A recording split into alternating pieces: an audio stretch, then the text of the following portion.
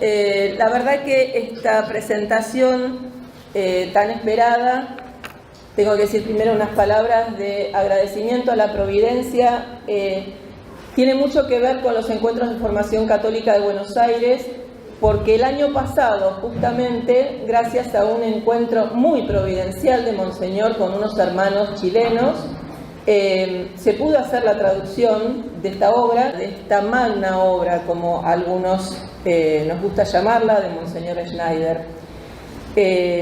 Esta obra que acá presentamos es sin duda una rotunda y autorizada respuesta a la apostasía de nuestro tiempo. Porque hay que decir que, a ejemplo del Buen Pastor, el autor, Monseñor Athanasius Schneider, se ha compadecido del pueblo fiel que anda hoy como oveja sin pastor, vagando hambriento tantas veces a merced de los lobos.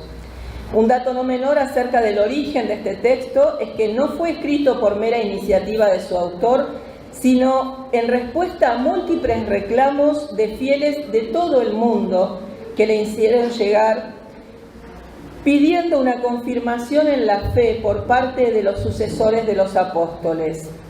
Este dato tiene que ser muy tenido en cuenta si se quiere ser honestos de cara a Cristo acerca de la verdadera necesidad que tenemos los fieles y que a menudo se pretende acallar por no ser ni cómoda ni mucho menos políticamente correcta.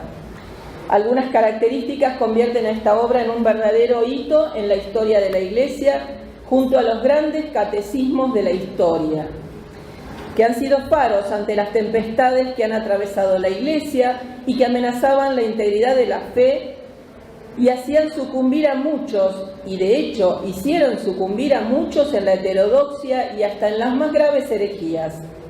Es preciso entonces reafirmar, en consonancia con el genuino magisterio de la Iglesia, que, como señala el autor en la presentación en España, en Madrid, la fe católica pertenece a todos los tiempos, a todos los lugares, a todas las generaciones de católicos, comenzando por los apóstoles y pasando por los padres y doctores de la Iglesia y todos los santos que conocemos. Por eso los obispos que recuerdan la doctrina perenne de la Iglesia cumplen con su más sagrado deber, según lo que nos dicen la Iglesia, en Lumen Gentium y en el Catecismo de la Iglesia Católica y en el Código de Derecho Canónico, teniendo en cuenta sobre todo que ellos no son dueños, sino administradores y custodios del Depositum Fidei. Por eso, ante los escándalos que muchas veces presenciamos sobre la negligencia de algunos miembros de la jerarquía, Monseñor Strickland ha calificado a quienes no se ocupan de poner luz a las ovejas como verdaderos traidores, a medida que las enseñanzas católicas y la doctrina católica son dejados de lado para dejar espacio a las enseñanzas del mundo. Por eso echábamos de menos esto, un documento contundente, firme y profundo, exhaustivo, que es mucho más que una mera declaración episcopal y que constituye verdaderamente un verdadero catecismo. Por eso decimos que tiene que ocupar un lugar relevante en el hilo que forman el Catecismo de Trento, el Catecismo de San Pío X, el Catecismo Mayor de Juan Pablo II. Para enfrentar entonces todas estas corrientes de heterodoxia, era imperativo que los fieles nos preparemos con la recepción frecuente de los sacramentos, dice Monseñor Strickland, y con una sólida vida cristiana, porque si no uno se va con los vientos de tormenta. Pero para poder prepararnos en este combate, en la recepción de los sacramentos, en una vida sólida, es fundamental, ante todo, en primer lugar, mirar el faro de fe que proclamamos en el credo y profundizar todas las implicancias que tiene cada una de esas verdades, que son los verdaderos ladrillos que constituyen la solidez del edificio espiritual de la Iglesia. Algunos se preguntan muchas veces qué justificación tiene este credo o este catecismo si ya contamos con el catecismo de la Iglesia Católica. A ello responde el propio autor también en su presentación en Barcelona, cuando dice que A diferencia del Catecismo San Pío X, publicado hace ya más de un siglo, este Catecismo de Juan Pablo II está escrito en forma de un tratado teológico y en algunos lugares en una especie de estilo más bien académico. Mientras tanto, han surgido nuevos temas de actualidad que no están presentes allí y que era necesario precisar. Es el caso de la masonería, el fenómeno del pentecostalismo, el tema del transexualismo y además, bueno, muchos otros temas más, la cuestión de la guerra justa. Y por otra parte, el catecismo contiene ciertas formulaciones, pocas, dice Monseñor, gracias a Dios, pero son formulaciones doctrinales ambiguas que deberían aclararse a la luz de la fe constante y perenne tradición de la Iglesia. Era imperioso entonces contar con un documento magisterial claro y preciso para ver otros temas urgentes de los que se va a ocupar Javier Gutiérrez. Hemos de comprometernos entonces a trabajar activamente para que esta traducción española no sea una más, sino que sea una de las múltiples traducciones que ya se han dado al francés, al portugués, al alemán, al inglés, a otras lenguas, y para seguir expresando de polo a polo la verdad perenne de toda la Iglesia, que por ser católica es una y es universal, y así debe serlo, no solo conocida, sino defendida en toda su integridad, porque la fe es buen combate, es preciso defenderla, porque el enemigo sabe que le queda poco tiempo y la está atacando más encarnizadamente que nunca. Con respecto al plan de la obra, tenemos que decir que esta responde a la estructura tradicional de cómo creemos, lex credendi, cómo vivimos, lex vivendi, y cómo oramos, lex orandi.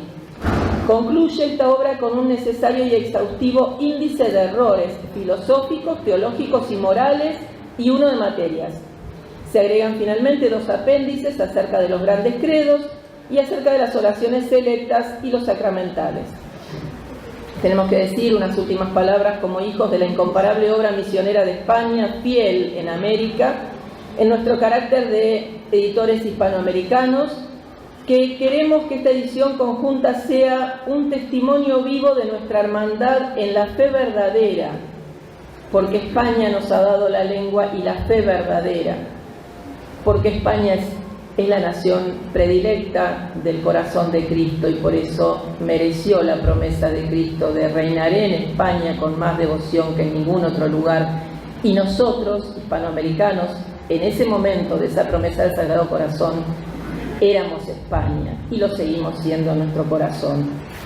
Por eso decimos que queremos que esta edición del credo de defensa de nuestra fe sea un testimonio y de alguna manera sí un grito de batalla para defender nuestra identidad de pueblos, hijos del corazón de Cristo, hijos de la Virgen del Pilar. Por eso somos los pequeños, toda vez que alimentados con golosinas venenosas, necesitamos desesperadamente la claridad, la contundencia de la verdad para poder enfrentar el error y la mentira. Y sabemos que la gracia de Dios que asiste a su esposa la Iglesia nunca nos falta. Esto es un verdadero testimonio de esa asistencia. Por eso entonces agradecemos profundamente la labor de los traductores de Chile, fundamentalmente, y la autorización de Luz de Crento, el editor español, cuyo prólogo incluimos aquí, para poder imprimir en nuestros países esta obra que mantiene idéntico el original. Invitamos a todas las demás naciones hispanoamericanas a que se sumen a este dique que queremos formar de sana doctrina, comunicándonos más entre nosotros para que en cada nación haya un referente y puedan adquirirla. No va a estar disponible en forma virtual. Pensamos que parte de nuestra defensa de la tradición tiene que ver con la defensa del realismo y del objeto libro, y eso es un objetivo en el que hemos coincidido todos los editores hispanoamericanos. En esta edición primera estamos Chile, Argentina y Perú. Por Chile las ediciones Turri-Seburnia, en representación de quien vamos a escuchar unas palabras ahora de Miguel Pérez Eizaguirre. En segundo lugar, vamos a escuchar a Javier Gutiérrez, aquí presente, por la Asociación Domusauria de Perú.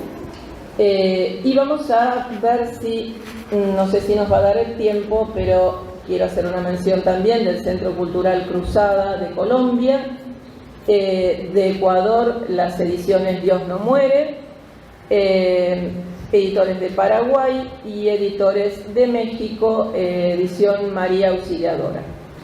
Vamos entonces a escuchar en primer lugar al doctor Miguel Pérez Eizaguirre, que ha sido parte también de la revisión de la traducción al español.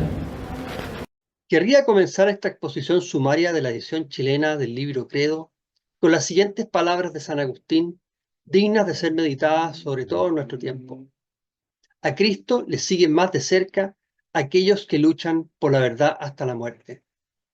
En la reciente entrevista que Su Excelencia Monseñor Schneider concedió hace poco más de 2 semanas a Candace Owen, quien tiene 2,83 millones de seguidores, entrevista que ha tenido hasta la fecha 445.000 visitas y 4.639 comentarios, Monseñor hace un recorrido de lo vivido personalmente durante el régimen soviético.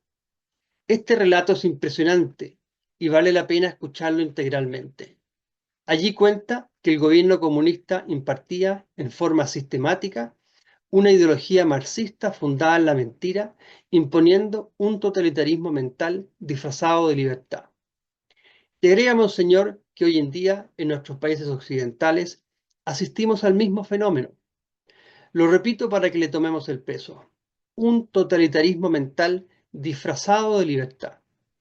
Esto lo sufrió y lo denunció con mucha fuerza ya en la década de los años 70 Alexander Solzhenitsyn, sobre todo durante su estadía en Estados Unidos. Es una forma de caer en la trampa que explica Dostoyevsky en el relato del Gran Inquisidor. La ilusión de querer corregir la obra de Jesucristo. Esta corrección vendría gracias al uso o abuso de la autoridad que provee a la masa del pueblo de pan, placeres, seguridad, y de esta manera se sentirá feliz, al precio de entregar su libertad, aunque esté convencido de que vive en el pleno uso de ella. Lamentablemente, esta realidad del abuso de poder se da hoy no solo en nuestras democracias occidentales, sino también se da en la Iglesia Católica. Hoy, como nunca antes, se habla de abuso de conciencia, de poder y de clericalismo, pero al mismo tiempo asistimos a un ejercicio de la autoridad sin una referencia subordinada hacia aquel, nuestro Señor, que ha dado esa autoridad para ejercerla y administrarla. La autoridad en la Iglesia está en función de una fe y una tradición que no nos pertenece, de la cual no somos dueños y que no podemos cambiar a nuestro antojo. No se trata ni de nuestras preferencias, ni de que nos gusta tal párroco, obispo o papa. Se trata de la verdad inmutable que nos pertenece a todos los cristianos que Cristo ha transmitido y dado de una vez para siempre. Esta práctica abusiva de la autoridad, por tanto, constituye un claro ejercicio de clericalismo en su máxima expresión, llevada a cabo a través de un positivismo jurídico, dado que el encargo que le ha dado nuestro Señor al Papa es confirmar a sus hermanos en la fe y a los obispos el ser promotor de la fe católica y apostólica. De lo dicho anteriormente, doy un par de ejemplos. Primero, las limitaciones para la celebración de la liturgia tradicional en Summorum Pontificum, contradiciendo abiertamente las prescripciones dadas por el Papa San Pío V en la bula Quo Primum Tempore y del Papa Benedicto XVI en Summorum Pontificum. Segundo, la promulgación por el Dicasterio de la Doctrina de la Fe de fiducia supplicans permitiendo la bendición de las parejas homosexuales. Monseñor Schneider, en la entrevista arriba citada, nos invita reiteradamente a vivir en la verdad que nos hace libre y citar el ejemplo de los santos y en particular de dos, Santo Tomás Moro y San Atanasio de Alejandría. En ambos casos, la Iglesia en su mayoría tanto en la Iglesia del siglo XVI como en el Oriente del siglo IV, se rindió a la presión del poder político y se opuso taxativamente al testimonio libre de estos grandes santos. San Atanasio fue excomulgado por el Papa Liberio. De aquí lo que recalca Monseñor Atanasio Schneider en esta entrevista y en otros lugares: la importancia de vivir en la verdad. Perdón que lo diga una vez más, es la verdad la que nos hace libres, como enseña Cristo en el Evangelio. Lamentablemente, la Iglesia post-Vaticano II, a la que se le auguraba una nueva primavera, ha traído una hecatombe eclesial. Hoy reina, en cambio, confusión, ambigüedad, heterodoxia, aberraciones litúrgicas por doquier, cuando no un abandono masivo del estado sacerdotal y religioso, con una ausencia generalizada de nuevas vocaciones. Varios seminarios, por ejemplo, en España, con unos 1000 seminaristas o poco menos, hoy cerrados. Órdenes religiosas con casas extendidas por todo el mundo, juntadas en unas pocas provincias, comunidades numerosísimas, hoy llenas de personas y ancianas.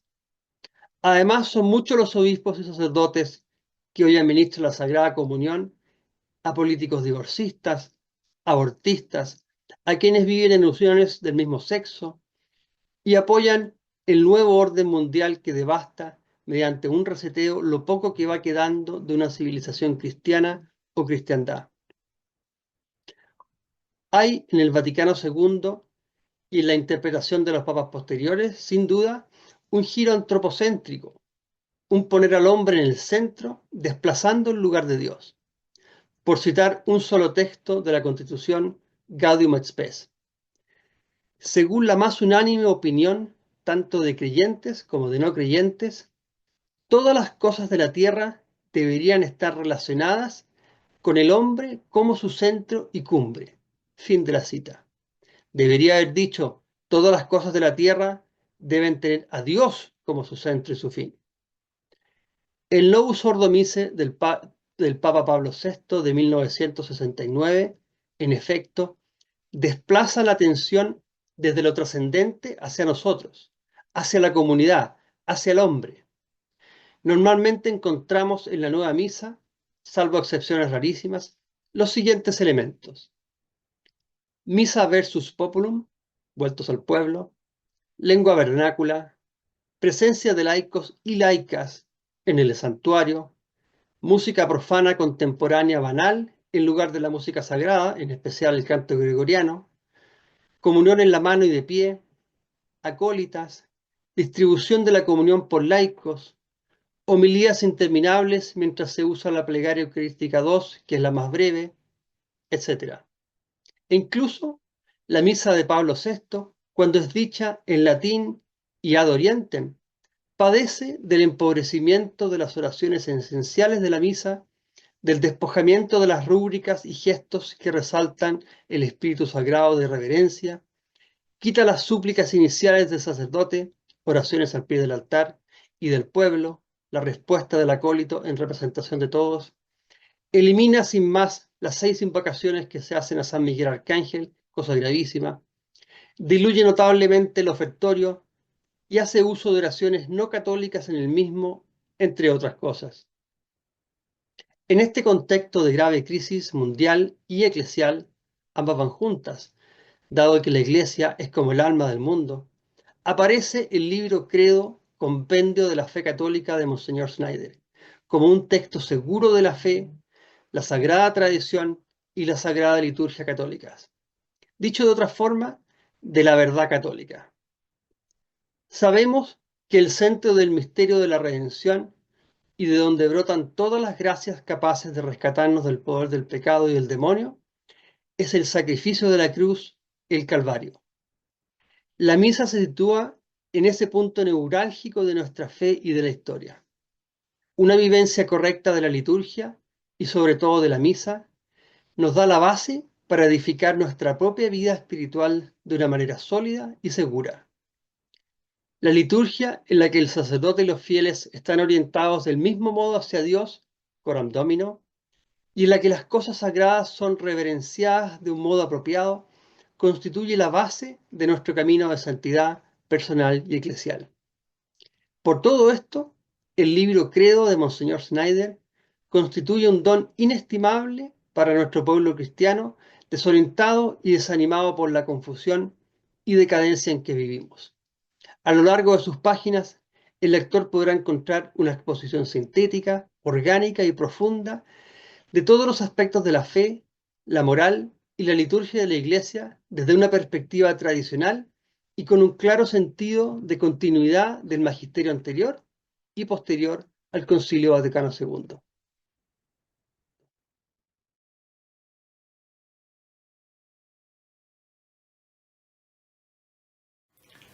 Queridos amigos, hermanos en la fe y en el combate por la verdad, es para mí un honor haber participado en el proceso de edición de este catecismo de Monseñor Athanasius Schneider y ahora presentar este libro que, más allá de las palabras, es un verdadero arsenal espiritual y un faro para estos tiempos oscuros, faro sostenido en la roca firme de la verdad. Nos encontramos ante un compendio de verdades esenciales que se presenta en este catecismo como una guía segura en los tormentosos tiempos que vivimos.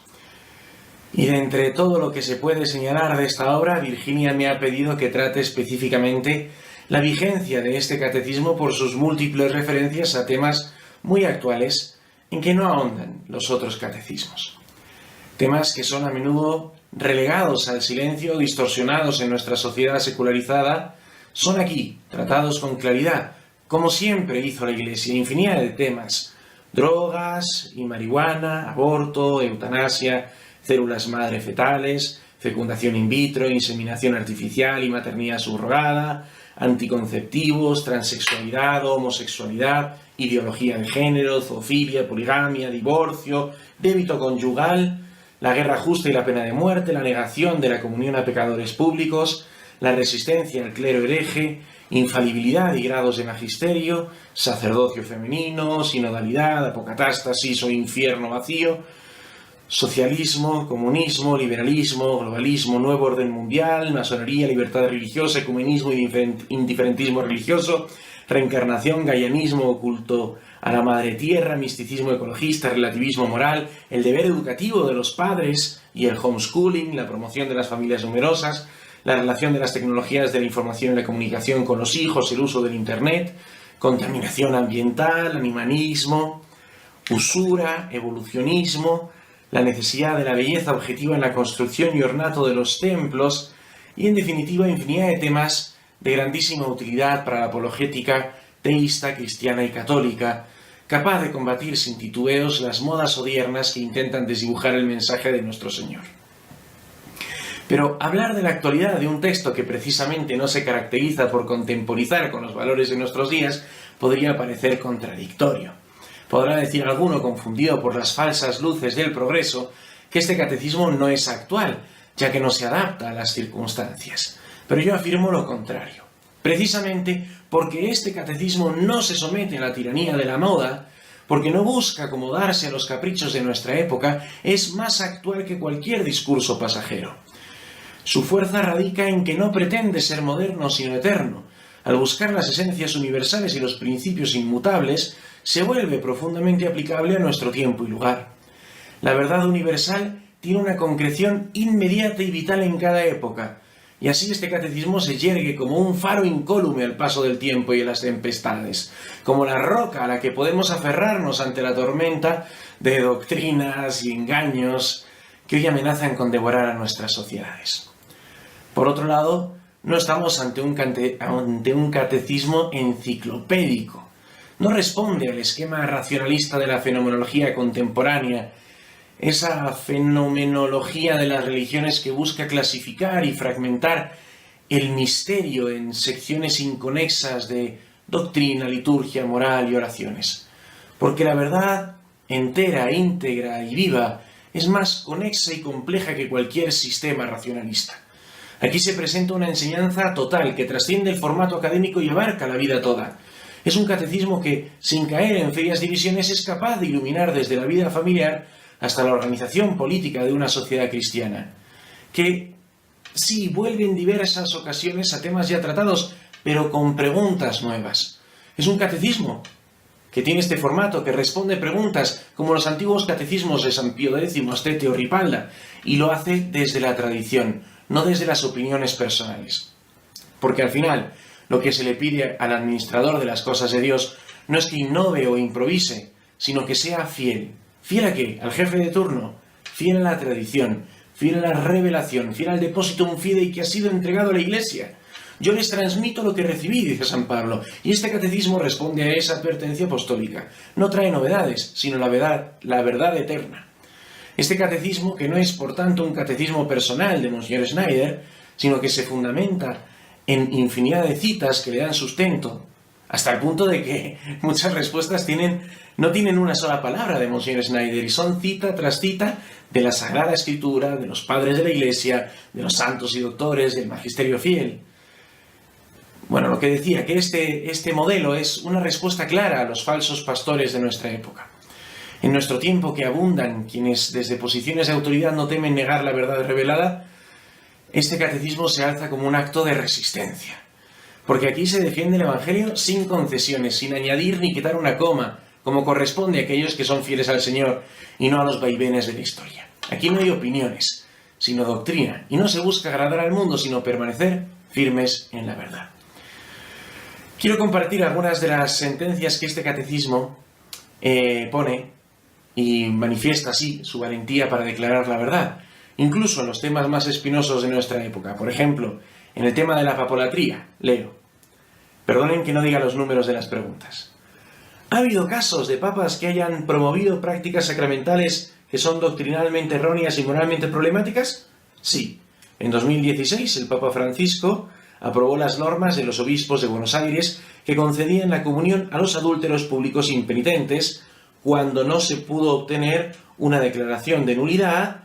Vivir en continencia puede de hecho no ser factible, si se llega a reconocer que en un caso concreto hay limitaciones que atenúan la responsabilidad y la culpabilidad, particularmente cuando una persona considere que caería en una ulterior falta dañando a los hijos de la nueva unión al vivir en continencia. Claro, sería terrible. Amoris Laetitia abre la posibilidad del acceso a los sacramentos de la reconciliación y la Eucaristía. Continúa el catecismo. ¿Los papas que erraron en el pasado perdieron por eso su cargo papal? No. En la historia de la Iglesia, ningún papa que enseñó errores perdió su cargo o fue declarado posteriormente un papa inválido. Entonces, ¿un papa no es infalible en todo lo que enseña o manda? No.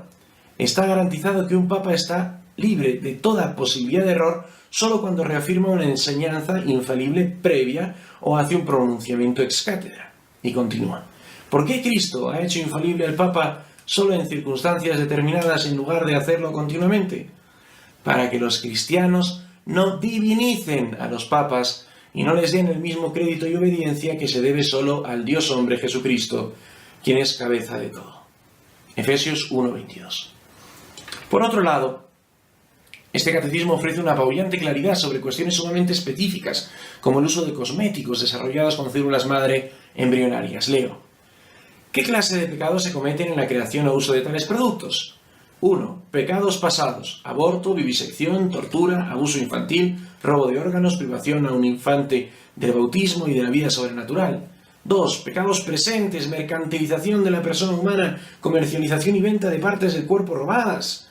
3. Pecados futuros: apoyar el crecimiento de una industria que se nutre de males atroces, fomentar más asesinatos de niños y experimentación humana, como obtener nuevas líneas celulares fetales, injertar órganos humanos en animales, creación de embriones artificiales para su explotación. También sobre una de las más graves injusticias y atentados contra Dios y contra los derechos de la Iglesia y de los fieles, sufridos recientemente, nos aclara. ¿Puede un papa u obispo prohibir el ofrecimiento público de la misa por cualquier causa? Se refiere a la pandemia. No. Como institución divina y bien común de toda la Iglesia, la Santa Misa solo puede ser prohibida en un lugar y tiempo determinados como una medida extrema de castigo canónico, mediante una interdicción y solo para los delitos eclesiásticos más graves. Continúa. ¿Puede el clero prohibir alguna vez los ritos de culto público debido a preocupaciones sobre la salud pública? No. La prohibición del culto divino o de los sacramentos en nombre de la salud pública es una violación de los derechos de Dios y de los fieles, así como una subordinación de la ley suprema de la Iglesia, la salvación de las almas, al cuidado de los cuerpos. Por otro lado, como catecismo defensor de la verdad y la tradición, no puede sino ser diametral y completamente contrario al liberalismo en cualesquiera de sus grados, incluso en los grados menores que hoy se ofrecen como aliados para batallitas culturales. Lo que interesa a este catecismo es la salvación de las almas y el reinado de Cristo, no una mera disputa por el poder. Leo. ¿Cuál es la principal obligación de los que tienen cargos públicos en el gobierno civil? Practicar fielmente ellos mismos la religión católica, gobernar de acuerdo con la enseñanza católica, promover la virtud y restringir el vicio, y proteger a la Iglesia en sus territorios. Pregunta relacionada, aunque no es inmediatamente posterior. ¿Deberían también los estados trabajar para limitar o incluso prohibir la herejía o el cisma? Sí, en la medida en que sea prudente. En esto sirven al bien de todos los ciudadanos, porque la unidad religiosa es la base de la unidad social. La nación y el reino que no te sirvan perecerán, dice Isaías 60:12. Y por otro lado, relacionado también con respecto a los católicos que vivimos en sociedades liberales y anticatólicas, nos propone: ¿qué ocurre con los católicos que se encuentran en sociedades liberales de este tipo? Deben seguir viviendo bajo el reinado de Jesucristo, afirmando su reinado en sus familias y esferas de influencia, y trabajando por su reconocimiento más amplio. Así seréis irreprochables y sencillos, hijos de Dios sin tacha, en medio de una generación perversa y depravada, entre la cual brilléis como lumbreras del mundo. Filipenses 2:15. Y finalmente, porque estoy obligado a dejar infinidad de temas en el tintero y escoger algunas poquísimas cosas, valientemente resiste a la Fratelli Tutti y su visión de la misión de la Iglesia. Leo. ¿Existen errores generalizados sobre la misión de la Iglesia hoy? Sí. Muchos creen erróneamente que la misión de la Iglesia es mejorar el bienestar temporal del hombre, como si el Hijo de Dios se hubiera encarnado para establecer una organización de servicios humanitarios a fin de combatir la pobreza, las enfermedades o la contaminación ambiental. Otros buscan una nueva humanidad en la que una paz real y duradera solo será posible sobre la base de una ética global de solidaridad y responsabilidad compartida por toda la familia humana, donde la Iglesia simplemente trabaje por el avance de la humanidad y de la fraternidad universal. Y por si acaso, aclara a pie de página, estas confusas afirmaciones se encuentran en la encíclica del Papa Francisco Fratelli Tutti. Y así, de verdad en verdad, este catecismo se convierte en un escudo contra el error, un faro para la fe y un bastión indestructible en defensa de todo cuanto creemos, de todo lo que amamos y de cuanto debemos defender. La misión de la Iglesia, nuestra Santa Madre, es custodiar y enseñar esta verdad sin temor alguno, con el ardor de los mártires y la determinación de los santos. Y es precisamente en este catecismo donde esa misión resplandece con una luz que ninguna sombra, por densa o extensa que sea, logrará jamás oscurecer. Este catecismo pasará a la historia como una de las principales obras de un santo obispo defensor de la verdad. Que para nosotros, que hemos tenido la suerte de conocer esta obra desde sus inicios, este catecismo sea una llamada urgente y vibrante a ser defensores inquebrantables de la fe, a ser antorchas vivas en la oscuridad de este mundo, a ser los soldados del reino de Cristo, cuya victoria es segura, la veamos o no acontecer con nuestros ojos mortales, porque la esperanza no falla. Muchas gracias. ¡Viva Cristo Rey! Javier, muchísimas gracias. Monseñor, ¿se oye? Sí. Muchas gracias.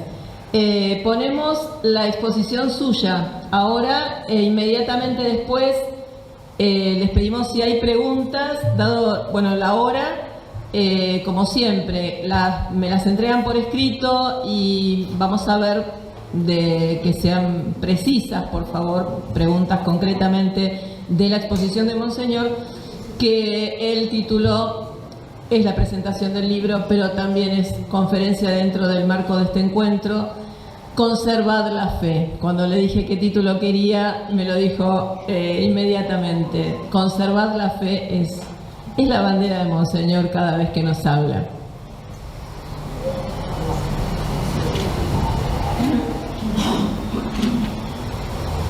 Sea alabado nuestro Señor Jesucristo.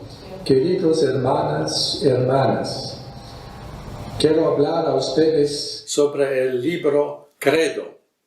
El libro Credo, compendio de la fe católica, no fue al decir verdad ni idea ni iniciativa mía. Me vi obligado a hacerlo a petición de valientes fieles laicos católicos, padres de familia. La idea surgió de los fieles, dirigida a quienes en la Iglesia tienen la sagrada y seria tarea de ser maestros de la fe, es decir, los obispos. En este caso, a mí. Gracias a la iniciativa de buenos fieles laicos, acepté emprender un trabajo tan exigente y responsable. Soy muy contento que ahora este libro Credo está publicado en América Latina. Un obispo católico está obligado a cumplir su juramento público que él hizo en el rito de su ordenación episcopal, diciendo: quiero mantener el depósito de la fe íntegro e incorruptible, tal como fue transmitido por los apóstoles y profesado por la Iglesia en todas partes y en todo tiempo. Por eso me siento obligado a responder a las peticiones de muchos hijos y hijas de la Iglesia que están perplejos ante la confusión doctrinal generalizada en la Iglesia actual. Ofrezco esta obra, Credo, compendio de la fe católica, para fortalecerlos en su fe y servir como guía para la enseñanza inmutable de la Iglesia. Consciente del deber episcopal de ser promotor de la fe católica y apostólica, como lo stipula el canon de la Misa, Catholicae et Apostolicae Fidei Cultoribus, deseo también dar testimonio público de la continuidad y integridad de la fe católica y apostólica. Al preparar este texto, mi público fue también, y lo publico por los pequeños en la Iglesia de Dios, es decir, católicos fieles, que tienen hambre del pan de la doctrina católica correcta. Por ellos principalmente, los pequeños, preparé este texto. Por lo tanto, en obediencia al deber que me ha sido confiado hacia ellos los fieles en mi consagración episcopal, de predicar la verdad a tiempo y a destiempo, publiqué este compendio que ahora está publicado también, gracias a Dios, en los países de la América Latina. El nuevo Catecismo de la Iglesia Católica fue publicado hace más de 30 años. Y el Catecismo de San Pío X hace más de 100 años. Entonces, el Catecismo de la Iglesia Católica está escrito en forma de tratado teológico y, en algunos lugares, en una especie de estilo académico. Mientras tanto, han surgido varios nuevos temas de actualidad que no se tienen en cuenta en el Catecismo de la Iglesia Católica, como por ejemplo la ideología de género, el transhumanismo, el culto de antiguas deidades paganas, como la Pachamama, etc. Ciertos temas también están ausentes en el catecismo mencionado de la Iglesia Católica, como por ejemplo la masonería, el fenómeno del pentecostalismo, sectas, etc. El plan de mi libro Credo es tradicional, que se encuentra en la mayoría de los catecismos católicos tradicionales. Es decir, tiene 3 partes. Primero, cómo creemos, lex credendi. Luego, cómo vivemos, lex vivendi. Finalmente, cómo oramos, rezamos, lex orandi. Al final del libro hay algunas ilustraciones subtituladas que representan el altar católico y las vestimentas litúrgicas sacerdotales. Además, encontramos en la conclusión una pequeña recopilación de las oraciones más importantes. La enseñanza del catecismo es, en palabras del Papa Benedicto XIV, la más útil de las instituciones para la gloria de Dios y la salvación de las almas. En 1894, el futuro Papa Pío X, el cardenal Giuseppe Sarto, escribió: predicamos demasiado y enseñamos muy poco la doctrina. Debemos dejar de lado estos discursos floridos y predicar piadosamente, sencillamente al pueblo las verdades de la fe católica, los mandamientos de Dios y de la Iglesia, las enseñanzas del Evangelio, los vicios y las virtudes, porque sucede muchas veces que personas bien instruidas en las ciencias seculares no conocen o mal interpretan las verdades de la fe católica y están menos familiarizados con el catecismo que los niños. La gente tiene hambre de verdad, que se les dé lo que necesitan, la salvación de su alma. Así eran las palabras del cardenal Giuseppe Sarto que él escribió en 1894. La fe católica es más grande. Ella precede y trasciende a los singulares papas y obispos, porque son ellos, los papas y obispos, los primeros que deben obedecer ejemplarmente la fe y transmitirla en su integridad a los fieles.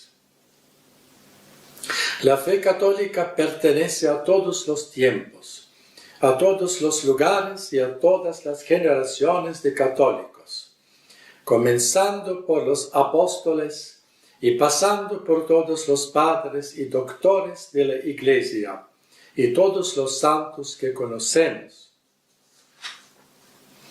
¿Qué deberían hacer los fieles católicos si son confundidos o perseguidos incluso dentro de la Iglesia? San Vicente de Lerins, padre de la Iglesia del siglo V, dio una guía útil a este respecto cuando él dijo: si un nuevo contagio busca infectar no solo a una parte insignificante de la Iglesia, sino a toda la Iglesia, entonces dependerá de vosotros conservar la antigüedad, la tradición.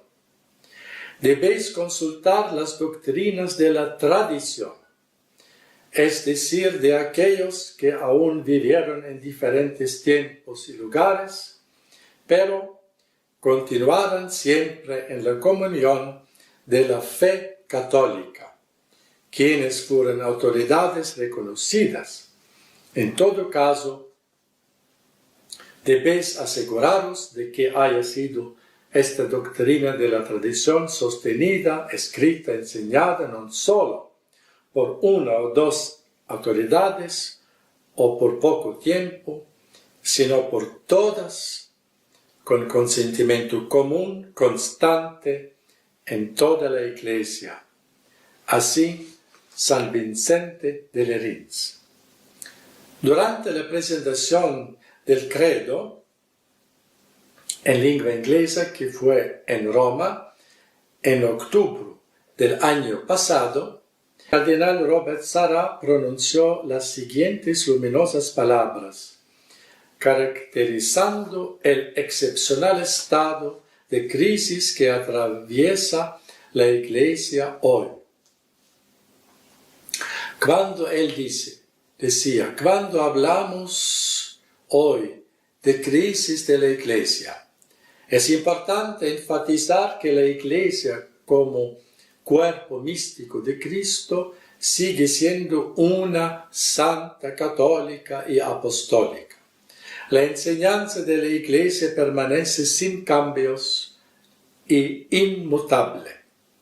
La Iglesia, como continuación y extensión de Cristo en el mundo, no está en crisis.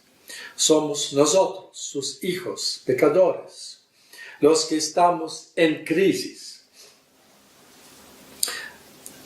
Está la promesa que Dios nos dio. Las puertas del infierno nunca prevalecerán contra la Iglesia. Llamada de San Pablo a Timoteo, su hijo en la fe, conciernen nosotros también hoy. Él decía, Timoteo, guarda el depósito de la fe, apártate de las habladurías perniciosas y de las objeciones del mal llamado conocimiento, pues algunos que lo profesaban se desviaron de la fe. El depósito de la fe sigue siendo un don divino sobrenatural. Pero hoy la crisis de la Iglesia ha entrado en una nueva fase. La crisis del magisterio. Ciertamente, el auténtico, constante magisterio de la Iglesia como función sobrenatural del cuerpo místico de Cristo, no puede estar en crisis. La voz y la acción del Espíritu Santo son constantes y la verdad a la que nos conduce, la verdad católica, es firme e inmutable. Así habló Cardenal Robert Sarah. Quería resaltar también el papel insustituible que desempeñan las madres de la familia en la transmisión de la fe católica a sus hijos. Una madre católica debería ser la primera catequista de su hijo. La tarea de la maternidad y de la paternidad consiste no solo en la transmisión de la vida, en el nacimiento de los hijos, sino al mismo tiempo en la educación de los hijos, especialmente en la educación católica. Y la primera y más importante educación es la educación en la fe católica. Hablamos de lengua materna, lo que significa que el niño aprende primero la lengua de su madre. Cuanto más importante y al mismo tiempo hermoso es que el niño aprenda primero de su madre la lengua materna sobrenatural, es decir, la lengua de la fe católica.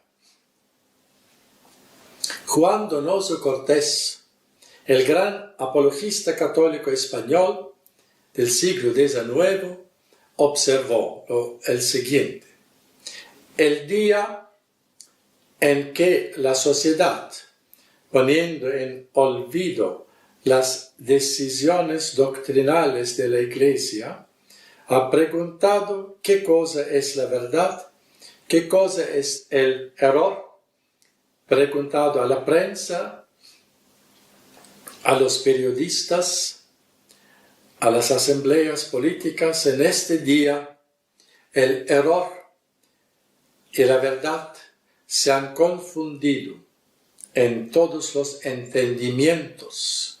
La sociedad ha entrado en la región de las sombras y ha caído bajo el imperio de las ficciones. Así habló Juan Donoso Cortés en su ensayo sobre el catolicismo, el liberalismo y socialismo, considerados en sus principios fundamentales.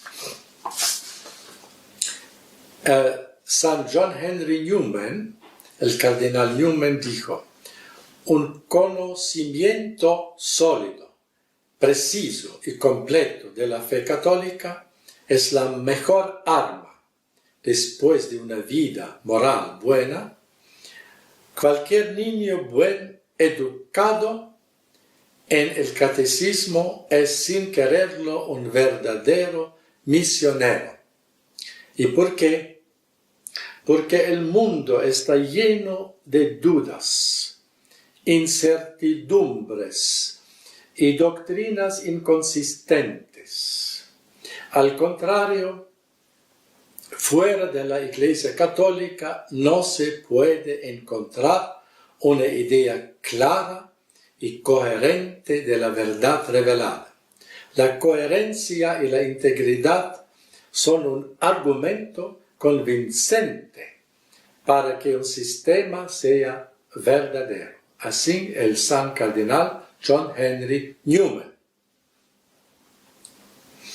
Hoy podemos ver la introducción de algunos cambios y rupturas en la presentación de la verdad en materia de doctrina y moral.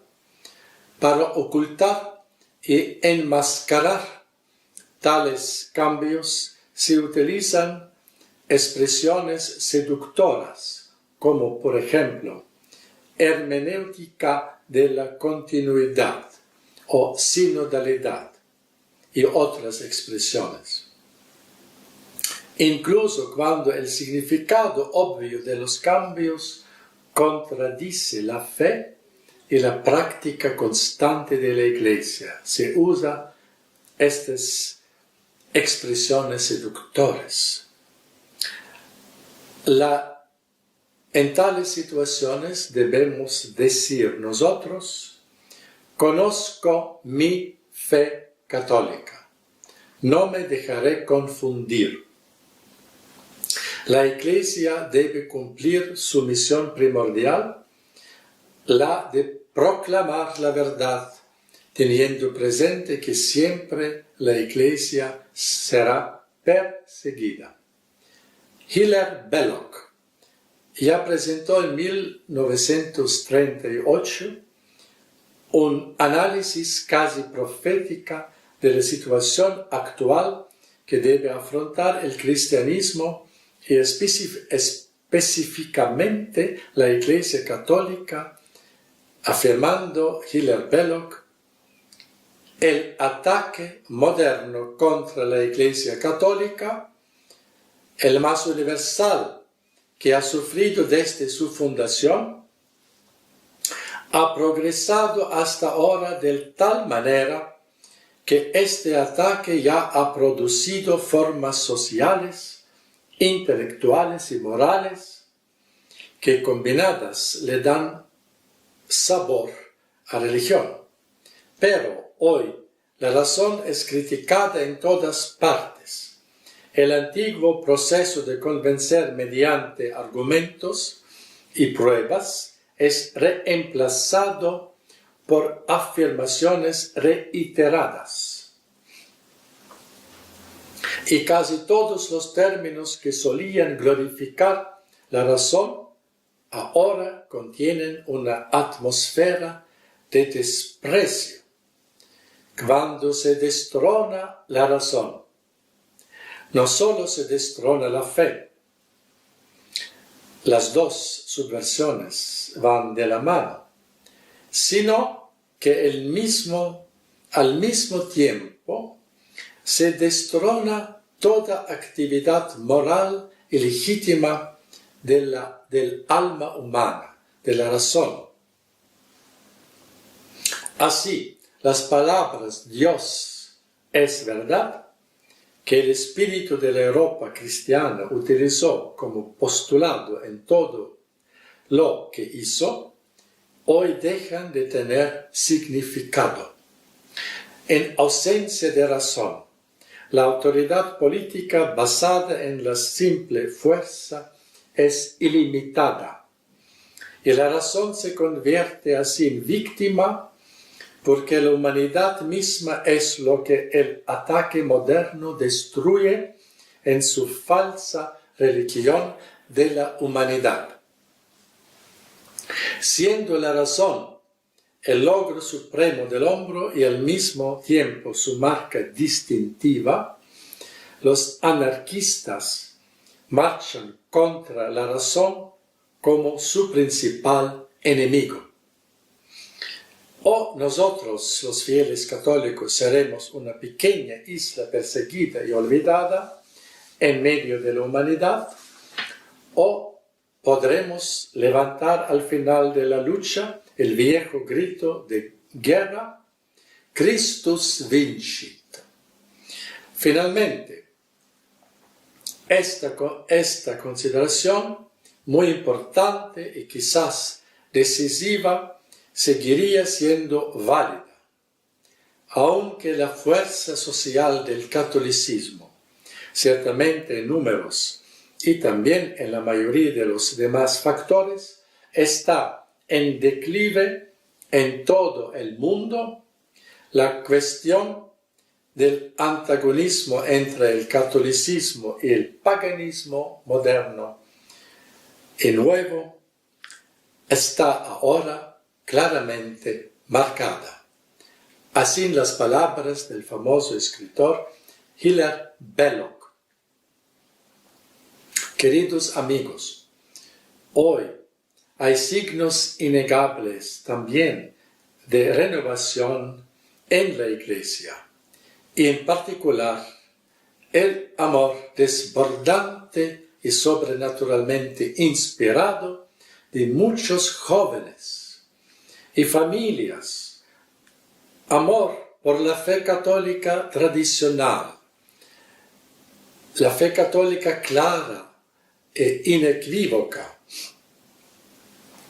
todo ello vinculado, este amor, a un fuerte apego también a la liturgia tradicional de la Santa Misa, a pesar de los intentos por parte de autoridades eclesiásticas de impedir la celebración de esta liturgia tradicional de los santos. La fe y la liturgia tradicionales ejercen sobre las almas hoy una atracción operada por Dios, y que la actual burocracia eclesiástica, hostil a la perenne tradición de la Iglesia, no podrá frenar. Es la obra operada por Dios, este amor, este apego a la fe tradicional y a la liturgia tradicional. La tradición de la enseñanza de la Iglesia y por tanto también es su esperanza, incluso en la crisis actual. Esta tradición de la doctrina y de la oración, de la liturgia de la vida moral ejemplar, es hoy también la esperanza en la crisis actual. Cuando San Francisco de Sales en 1602, después de mucho y duro trabajo, aplastó el protestantismo en la región de Chablais, escribió en el arco de coro de la iglesia de la ciudad Thonon, la capital de esta región de Chablais, estas palabras en latín: Gaude Maria Virgo, cunctas heresis sola interemisti in universo mundo. Alégrate, oh Virgen María, porque solo tú has destruido todas las herejías en el mundo entero. Este santo, Francisco de Sales, doctor de la Iglesia, confiesa solemnemente a la Santísima Virgen María como guardiana del fundamento de toda vida cristiana, de la verdadera fe católica. Debemos pedir la gracia de poder decir nosotros también: conozco mi fe católica, no me dejaré confundir por esta fe católica.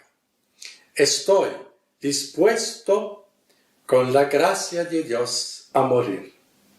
La fe católica es indestructible.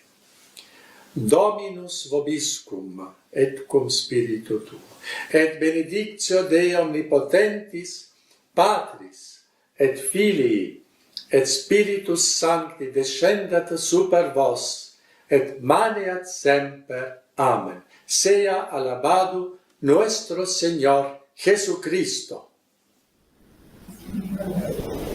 Monseñor, yo le hago una pregunta que me hicieron hace un ratito, no sé si ya la han escrito, le pedí a la persona que la escriba, pero no sé si está aquí, voy adelantándola. ¿Qué hacer cuando una persona vive en una comunidad en donde la misa es tremendamente modernista, donde no tiene ni un sacerdote que le hable de la fe católica verdadera, sino que en todo está con todas estas teorías, donde incluso hay peligro para la fe de sus hijos, en que a los hijos en confesión les dicen cualquier barbaridad en consonancia con la ideología de género? ¿Qué hacer? Me lo transmitía una persona que no tiene forma de acceder físicamente a un sacerdote católico. ¿Cómo conservar la fe? ¿Cómo proteger a sus hijos no pudiendo mudarse de donde vive? Una respuesta práctica. En este caso, mejor no asistir a tales misas, porque es un peligro evidente de la fe. Y nos no podemos hacer eso. Que mejor hacer la catequesis en casa o asistir a una misa en internet, una buena misa, y después, tal vez algunas veces en el año, viajar, mismo a una distancia grande, para encontrar un buen sacerdote, confesarse y a recibir la Santa Comunión. Así nos vivimos en la Unión Soviética, de la persecución de la Iglesia. Entonces yo pienso, sería este método. Muchas gracias, Monseñor. Algo en consonancia con esto, ¿qué hacer en los lugares donde no se permite de ninguna manera, la comunión en la boca? Y uno necesita el alimento de la comunión. Nos pedían, unas palabras acerca de la importancia de la comunión espiritual. ¿Qué hacer en estos casos cuando de ningún modo uno está dispuesto a recibirla en la mano? Sí, hacer la comunión espiritual y viajar algunas veces por el año a otra distancia donde el sacerdote puede dar la comunión en boca. Yo pienso que pueden combinar y planear viajen después de otros sacerdotes. ¿Cómo se resuelve el problema de fidelidad y obediencia a jerarquía infiel? ¿Dónde queda nuestra conciencia católica de necesitar vivir en fidelidad y en obediencia cuando nuestros inmediatos superiores o ordinarios son claramente no católicos, cuando el ordinario del lugar, hablemos claramente, no tiene una fe católica, cuando sabemos que no cree ni siquiera en la presencia real de Jesús en la Eucaristía? ¿Qué hacer con nuestra obediencia a estos obispos? ¿Hasta dónde? Para no convertirnos en protestantes, lógicamente. O sea, sí. Entonces, la obediencia no es absoluta a ningún membro de la jerarquía eclesiástica, no es absoluta, es relativa. Obediencia absoluta solamente a Dios.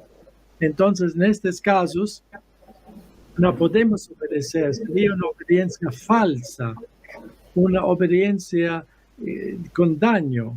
Entonces, conservamos la obediencia a la fe de todos los papas y santos, los apóstolos. A ellos nos obedecemos. Esta obediencia eclesiástica al magisterio perenne, constante de la Iglesia. Entonces, ya sabemos y obedecemos al catecismo antiguo de todos los tiempos. Bueno, con relación a esto hemos tenido un ciclo con Monseñor hace 2 años acerca de obediencia y fidelidad al magisterio. Surge la misma pregunta, esto de la obediencia relativa, no negar la obediencia totalmente. Y unas palabritas acerca del sedevacantismo, Monseñor, que me parece que en este momento es un peligro muy, muy cierto y muy grande, porque la realidad es que hay muchos fieles que en estos momentos están prescindiendo de los sacramentos. O sea, es tan grande el desastre que muchos directamente no participan de la misa, no comulgan, y el alma se va como entibiando en la importancia de la obediencia y directamente se produce un desprecio a toda autoridad oficial, por así decirlo. Y esto es un peligro serio para las almas. Sí. ¿Cómo calibrar esto de tener claro la obediencia, el obediencialismo, pero no caer en el otro extremo de pensar que solamente con abrazarnos a la tradición podemos vivir despreciando a las autoridades? El sedevacantismo es un error grande, porque contradice la verdad de la visibilidad de la Iglesia. Entonces, mismo que si no siempre podemos obedecer a los órdenes falsos de algunos eclesiásticos, a pesar de eso nos reconocemos la autoridad de ellos, el Papa, de los obispos, mas no podemos seguir siempre los órdenes.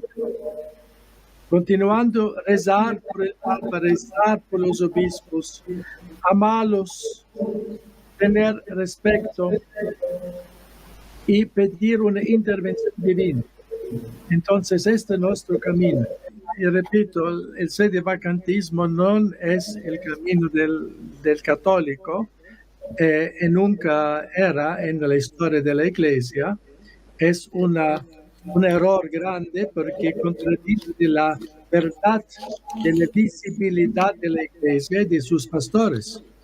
Y repito, mismo que no podemos siempre obedecer a todas las órdenes de una jerarquía modernista, nos debemos reconocer la autoridad, a pesar de eso, porque la cabeza de la Iglesia es Cristo, siempre. Y debemos rezar por la conversión de estos eclesiásticos y pedir a Dios una intervención y quedar fieles a la doctrina de siempre. Una amplía un poco esto. Preguntan si dentro de la iglesia están conviviendo la verdad y el error. Y de esta manera se convierte la autoridad en un híbrido. ¿Cómo se resuelve esto sin anatemas? ¿Y hasta dónde sigue siendo legítima una autoridad ambigua? Sí, anatema solamente puede pronunciar la autoridad misma, no los fieles o los sacerdotes. Contrario, sería un método protestante, no católico. Entonces, repito, mismo si la autoridad hace errores, mismo grandes, permanece la autoridad. Esta es la estructura de la iglesia visible, que no somos ya en el cielo. También nuestro Señor habló en el Evangelio de esta parábola, el campo con el trigo y las plantas malas, juntos, siempre. Este es el misterio de la iglesia. Los buenos y males juntos. Entonces, no somos una iglesia de los santos perfectos aquí en tierra. Esto también es un error. Y debemos vivir también con estos ejemplos malos, bien de parte de la jerarquía, y que Dios, más grande, que Dios a todo en sus manos.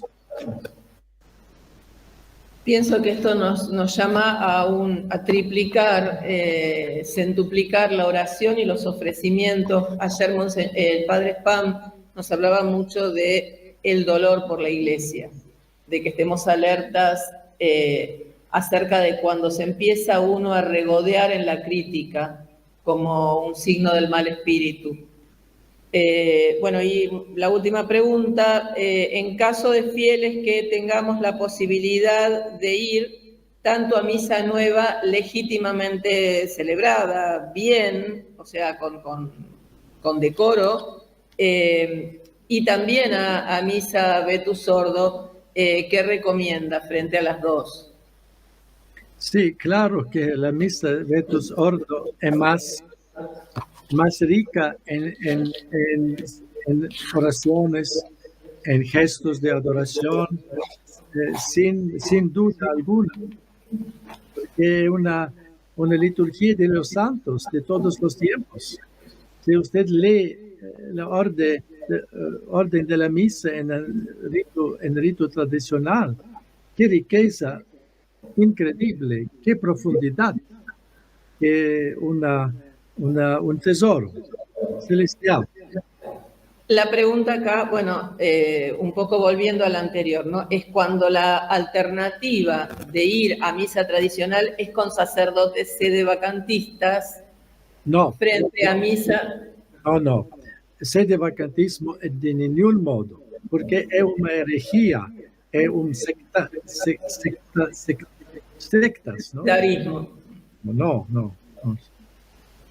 Pienso que esto es bastante claro entonces. Monseñor, no queremos abusar más de su tiempo. El año que viene todos nosotros y algunos más estamos esperando su fecha para poner fecha del próximo encuentro, así sí lo torturaremos un poco más. Personalmente lo necesitamos, lo extrañamos mucho y realmente esperamos con todo el corazón poder tenerlo el año que viene con nosotros. Si Dios lo quiere.